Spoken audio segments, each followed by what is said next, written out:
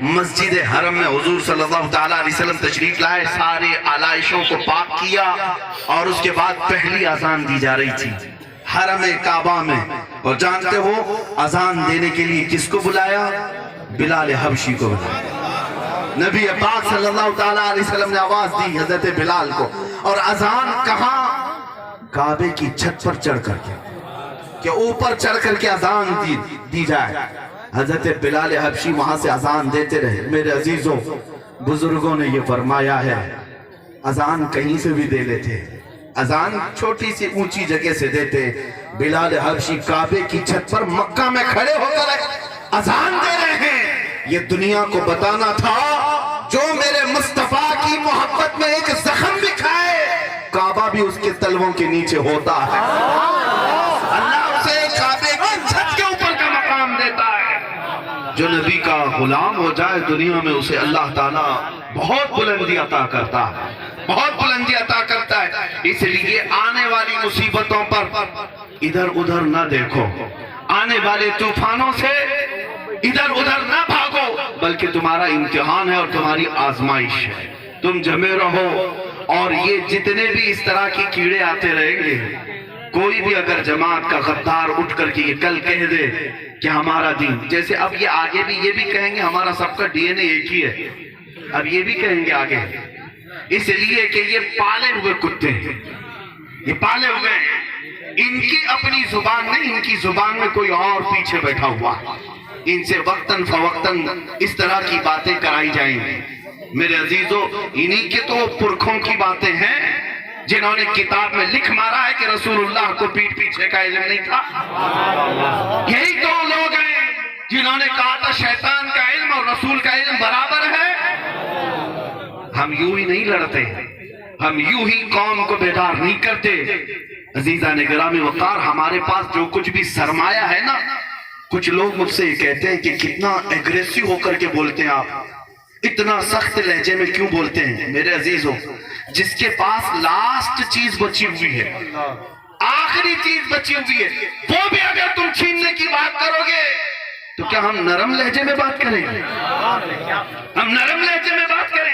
ہمارے پاس جو سرمایہ بچا ہے وہ میرے مصطفیٰ کی محبت ہے. یہ چیز بچی ہوئی ہے اور اس کو سنبھالنا ہے نوجوانوں. اور یہ سب سے بڑی دولت ہے، سب سے بڑی دولت ہے. تم اگر کچھ بھی نہ ہو تمہارے پاس تب بھی تم احساس کمتری میں مت آنا. آج جیسے لوگ تمہیں ورغلائیں گے اس طرح بول کر، تمہاری حالتیں بڑی خراب ہیں، تمہارا فیوچر کچھ بھی اچھا نہیں ہونے والا. ان سے کہو تم اپنا دیکھ لو، ہمارا فیوچر بتانے والا مدینے کا تاجدار. نبی مکرم صلی اللہ تعالیٰ علیہ وسلم نے 14 صدیوں پہلے ہمارا فیوچر بھی بتا دیا.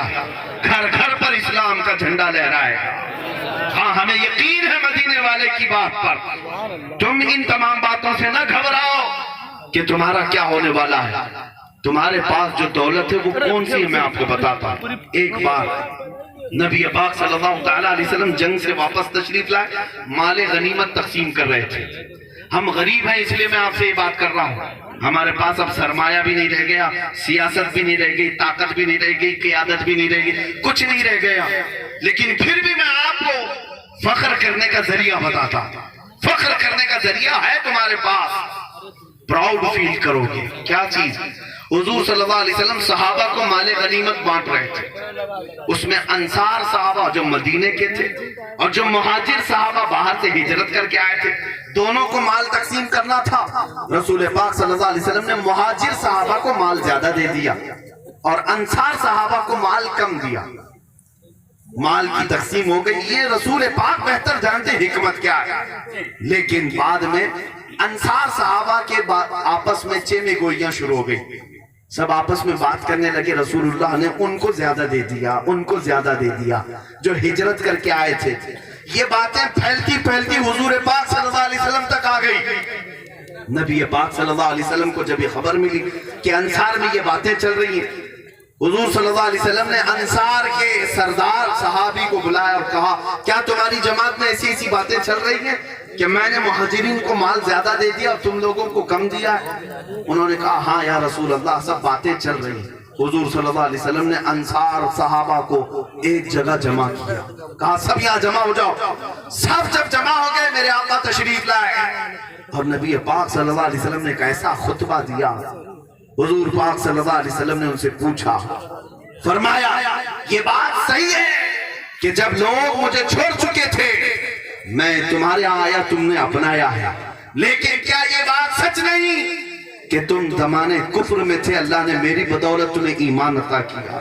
کیا یہ بات سچ نہیں ہے کہ تم آپس میں لڑتے پھرتے رہتے تھے, جہالت کے زمانے میں تھے, اللہ نے میری بدولت تمہیں عزت عطا کی؟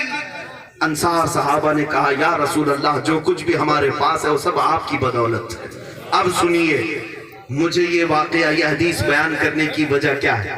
اخیر میں میرے آقا صلی اللہ علیہ وسلم فرماتے ہیں اے انصار صحابہ کیا تم اس بات سے راضی نہیں ہو کہ لوگ دنیا کا مال لے جائیں اور جس کے پاس مال نہیں ہے تم مجھے لے جاؤ؟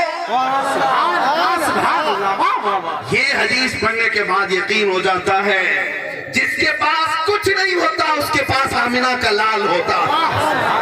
نبی مکرم صلی اللہ علیہ وسلم کی محبت جس کے پاس ہے وہ دنیا کی سب سے بڑی دولت رکھتا ہے. اس لیے میرے عزیزو یہ دنیا یوں ہی خوف زدہ نہیں ہے تم سے. ہاں تمہارے پاس کوئی دولت تو ہے جس کو اقبال کہتا ہے کچھ بات تو ہے کہ مٹتی نہیں ہستی ہماری, صدیوں رہا ہے دشمن دور زماں ہمارا. میں آپ سے یہ بات پھر سے کہہ دوں, تمہارے پاس جو لوگ احساس کمتری دلاتے ہیں وہ پتہ نہیں کیوں دلاتے ہیں, لیکن کبھی آپ نے سنا, آپ نیوز دیکھتے ہیں نا, مت دیکھا کرو, سنتے ہیں یا پڑھتے ہیں, لیکن ابھی سوائے تمہارے نام کے اور کیا چلتا ہے نیوز میں؟ ہاں بہت سارے نیوز چینل تو ایسے ہیں جن کی دکان ہمارا نام لیے بغیر چلتی نہیں, ان کی روٹی بھی نہیں چلتی, انہیں نام لینا ہوگا مسلمان مسلمان مسلمان. آپ دیکھیں کیوں, ان سے پوچھو میاں مسلمان ہے کتنے؟ چھوٹی سی تعداد ہے, 14% ہے, 14% ہے. اور پھر حالات یہ ہیں کہ ان کی سروے کی رپورٹ بتاتی ہے سب ٹوٹے بکھرے ہوئے ہیں, دلت سماج سے بھی بیکورڈ نیچے آ گئے ہیں, علم میں پیچھے ہیں, اخلاق میں پیچھے ہیں, مال میں پیچھے ہیں, ڈپارٹمنٹ میں نہیں ہے, سسٹم میں نہیں ہے, کہیں نہیں ہے. یہ ساری رپورٹ انہوں نے بیان کی ہے. لیکن میں یہ کہتا ہوں جو اتنی ٹوٹی پھوٹی جماعت ہے تو پھر یہ میڈیا کے سامنے کیوں 24 گھنٹے ڈسکس کا نشانہ بنتی؟ ہر کوئی ہم پر کیوں ڈسکس کرنا, چھوڑ دو نا اس جماعت جب اس کے پاس کچھ ہے ہی نہیں. یہ جماعت ٹوٹی بکھری ہوئی ہے تو کیوں اتنا ڈیبیٹ ہمارے اوپر ہوتا ہے؟ صرف ہمارے اوپر اذان, نماز, مسجد, داڑھی, منبر, برقع, یہی سب ہے. کیوں ہے؟ میں آپ کو بتاتا ہوں. دنیا کو پتا ہے تمہارے پاس کچھ نہیں ہے, کچھ نہیں ہے, ٹوٹے بکھرے ہو, لیکن اس دنیا کو یہ پتا ہے کہ تمہارے سینوں میں چھپی ہوئی عشق رسول کی شمع موجود ہے. یہ جس دن بھڑکتی ہے محبت مصطفیٰ کی شمع دنیا میں انقلاب آ جاتا ہے, دنیا میں انقلاب آ جاتا ہے. اسی لیے میں کہتا ہوں اقبال نے کہا تھا کچھ بات تو ہے کہ مٹتی نہیں ہستی ہماری, صدیوں رہا ہے دشمن دور زماں ہمارا. یونان و مصر و روما سب مٹ گئے جہاں سے, باقی مگر ہے اب تک نام و نشاں ہمارا. توحید کی امانت سینوں میں ہے ہمارے, آسان نہیں مٹانا نام و نشاں ہمارا. اس لیے اے سنیو فخر کرنے کا جو سب سے بڑا ذریعہ تمہارے پاس ہے وہ محبت مصطفیٰ ہے. میں ابھی نام لیتا ہوں محمد الرسول اللہ صلی اللہ علیہ وسلم. میں نے کس کا نام لیا؟ میرے مصطفیٰ کا. لیکن میں نے مجمع میں دیکھا ہر کوئی انگلیاں اٹھایا اپنے لبوں سے چوم کر آنکھوں پہ لگا. کس نے کہا تم کوئی؟ میں نے مائک سے آرڈر تو نہیں دیا کہ میں نام لوں گا تم اٹھا کے چوم لینا, میں نے کسی سے کہا تو نہیں. میں ادھر میرے مصطفیٰ کا نام لے رہا ہوں اور تمہیں ہوش بھی نہیں, تم انگوٹے چوم کر آنکھوں سے لگا رہے ہو. یہ علامت اس بات کی ہے سب کچھ کھو چکے ہیں ہم, لیکن دلوں میں ابھی میرے مصطفیٰ کی عظمت باقی ہے, ابھی باقی ہے. وہ نام آتا ہے تو انگوٹھے لبوں پر بے اختیار جاتے ہیں. یہ ہمیں یہ الحمدللہ فخر ہے اس بات پر کہ ہماری ماؤں نے صرف دودھ نہیں عشق رسول بھی پلایا.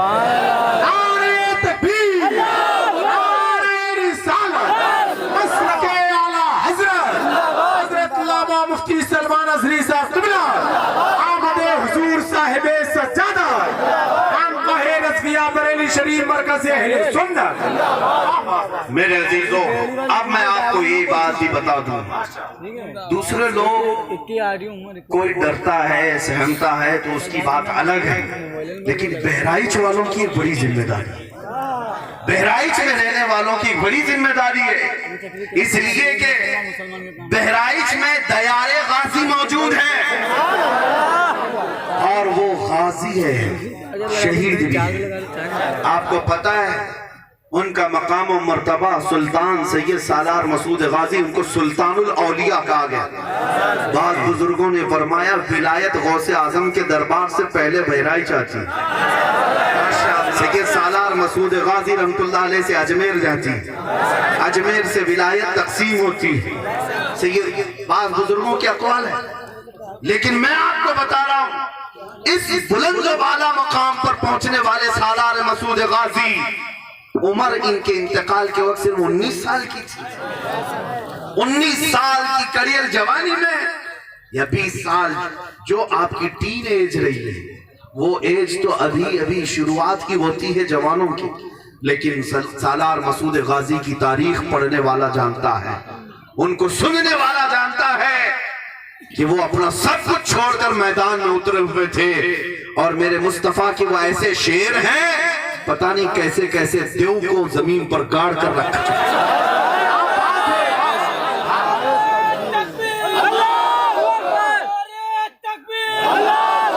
میں بھی آیا یہاں پر, مجھے بتایا گیا ہے آپ سالار مسعود غازی رحمت اللہ تعالیٰ علیہ کے وفات کو صدیاں گزر گئی, 800-900 سال سے اوپر ہو گیا, لیکن وہ ہیبت ابھی بھی جاری تھی, وہ ہیبت ابھی تک جاری تھی.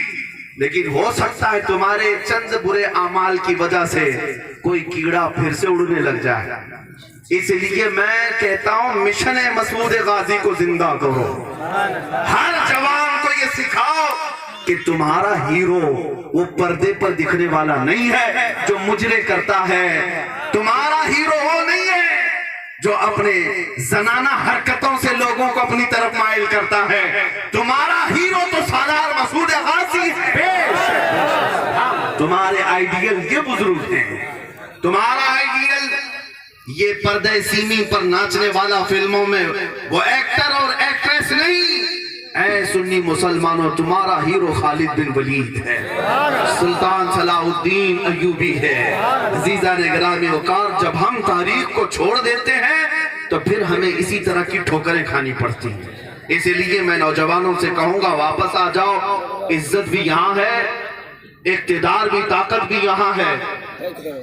نبی پاک صلی اللہ تعالیٰ علیہ وسلم کے دربار میں اب میں اپنے آخری میسیجز کی طرف جا رہا ہوں.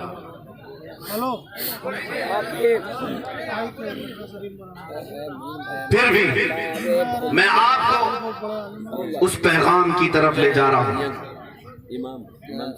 تمہارے پاس کوئی چیز رہے نہ رہے میرے عزیزو, آنکھوں کا سرما ضرور رہنا چاہیے. آنکھوں کا سرما, آنکھوں کا کاجل, لیکن وہ نہیں جو ڈبی میں رکھا ہوا ہے یا شیشی میں رکھا ہوا ہے. جو فرمایا کاجل صاف چرا لے, مفتی عبدالرحمان صاحب وہ چور بلا کے ہیں. کوئی چور آج تک دیکھا آپ نے آنکھوں سے کاجل بھی چرا کے لے جاتا ہے؟ کوئی چور ایسا دیکھا ہے؟ لیکن اعلیٰ حضرت فرماتے ہیں ایسے چور.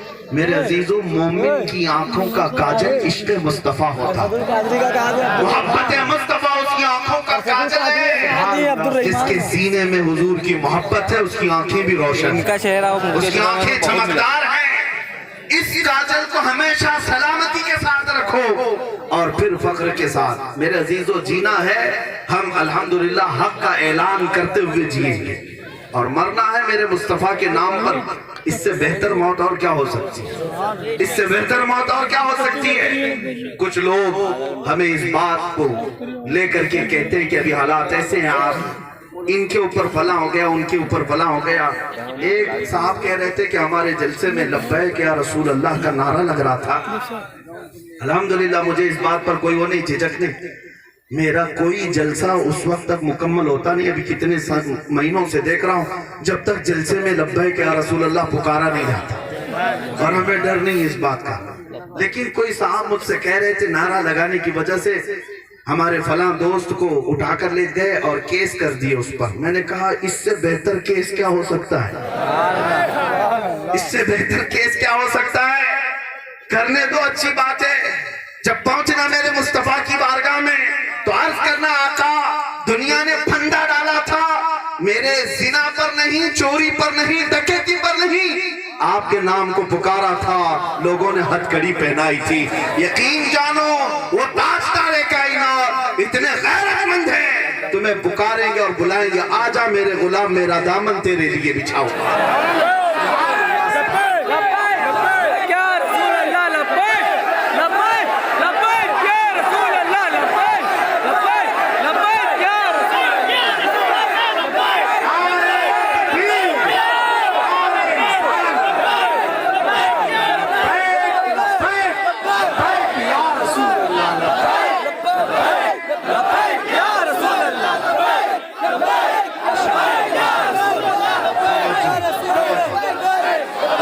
یہ جذبہ سلامت رکھے. دیکھیں ممبر سے بھی اب ناظم اجلاس بھی نہیں ڈر رہے, لبیک کا نعرہ وہ بھی لگا رہے. ورنہ بہت سارے لوگ ہمارے اگل بگل آنے سے بھی ڈرتے ہیں کہ ان کے ساتھ کھڑے رہیں گے تو فوٹو میں آ جائیں گے, کیس نہ ہو جائے. مجھے ڈر نہیں ہے, لیکن اگل بگل آنے والوں کو اگر ڈر لگتا ہے تو وہ ان کا مسئلہ ہے.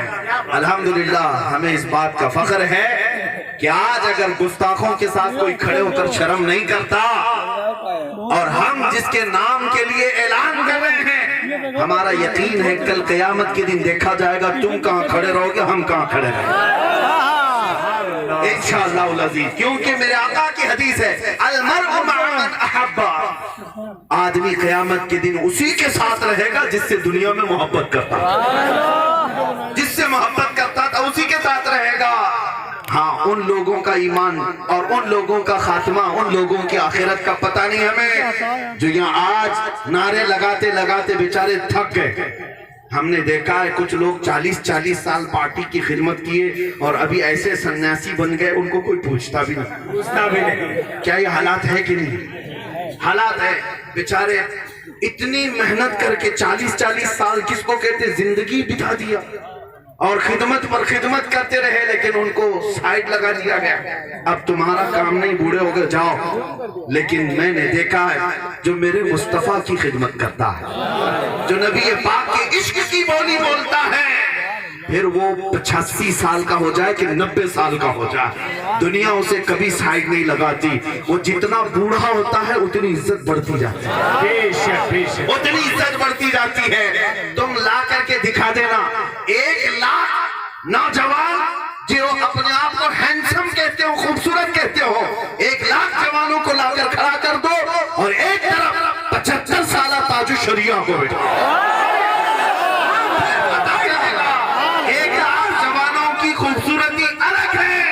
75 سالہ تاج الشریعہ کی خوبصورتی آنکھیں سے دیا جائے, آنکھیں سے دیا جائے. ہر ایک پکار کر کہے گا اصل خوبصورتی تو مصطفیٰ کے قدموں میں. جو نبی کا ہو گیا اللہ اسے خوبصورتی سے بھی نوازتا ہے. وہ بوڑھا بھی ہو جاتا ہے لیکن جوانوں سے زیادہ حسین رہتا. اس لیے میرے عزیزوں, نبی پاک صلی اللہ تعالیٰ علیہ وسلم کے قدموں میں عزت ڈھونڈو. دنیا تمہیں ورغلاتی ہے, جس طرح کی بھی حرکتیں آج ہو رہی ہیں, اس لیے مجھے بار بار کہنا پڑ رہا ہے تم کبھی بھی اپنے آپ کو احساس کمتری میں مبتلا مت ہونے دینا کہ تم کمزور ہو, تمہارا کوئی فیوچر نہیں, تمہارا کوئی مستقبل نہیں.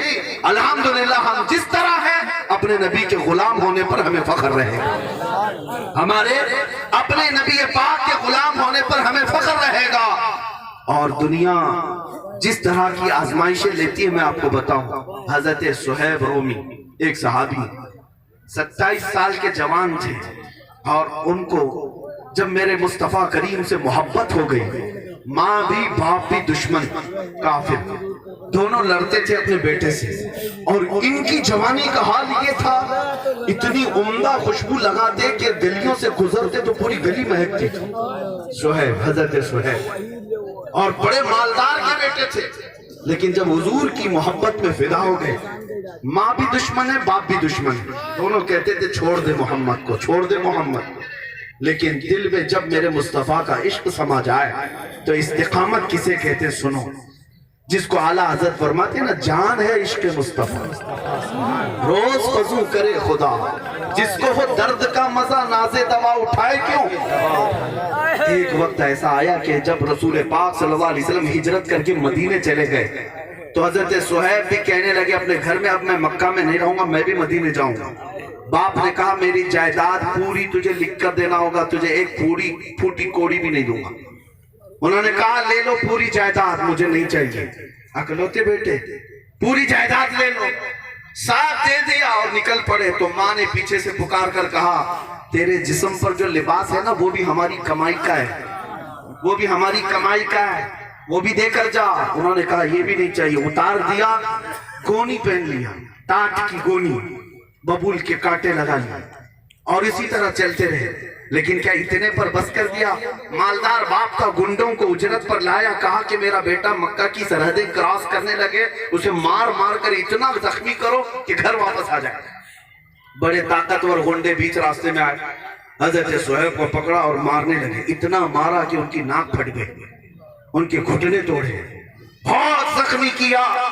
جب وہ زخموں کی تاب نہ لا کر گر پڑے تو آئے ہوئے گنڈوں نے پوچھا چل اب تھک گیا نا گھر واپس چل۔ اس وقت صہیب کہنے لگے نہیں مجھے مدینہ جانا ہے، مجھے میرے مصطفیٰ کے یہاں جانا ہے۔ میرے عزیزوں زخموں کی دوا تو میرے مصطفیٰ کے پاس، یہ اس کے لیے ہے جس کا سینہ میرے نبی کی محبت سے جگمگا رہا ہے۔ وہ تھک ہار کر کے چھوڑ کر چلے آئے اور اس کے باپ سے آ کر کہا کہ تمہارا بیٹا بڑا ضدی ہے، نہیں مانتا، بہت مارا ہم نے، زخمی بھی ہو گیا لیکن پھر ویسے ہی چل پڑا۔ وہ لنگڑاتے ہوئے زخموں کی حالت میں 9 دن کا سفر کر کے مدینے آئے، پیدل چلتے ہوئے آئے۔ نبی پاک صلی اللہ تعالیٰ علیہ وسلم شام کے وقت صحابہ کہتے ہیں مسجد نبوی کی طرف جا رہے تھے لیکن گردن اونچی کر کر کے کسی کا انتظار کر رہے تھے۔ صحابہ پوچھتے یا رسول اللہ کوئی قبیلہ کوئی وفد آنے والا ہے ملاقات کے لیے؟ حضور فرماتے نہیں میرا ایک دیوانہ آ رہا ہے، زخموں سے چور چور میرے پاس آ رہا ہے۔ صحابہ دیکھتے ہیں غور سے کہ کون آ رہا ہے، تو دیکھا لنگڑتے لنگڑتے حضرت صہیب آ رہے تھے۔ جب وہ قریب آئے نبی پاک صلی اللہ تعالیٰ علیہ وسلم نے ان کو قریب کیا، سینے سے سینہ لگایا اور اپنی چادر اٹھا کر کے ان کو پہنا دیا۔ حضرت صہیب کہتے ہیں مجھے جتنا مارا گیا تھا، جتنے زخم تھے، مجھے پتہ ہی نہیں چلتا تھا کہ کوئی زخم ہوا بھی تھا کہ نہیں، کوئی درد تھا یا نہیں تھا، مجھے احساس تک نہیں تھا۔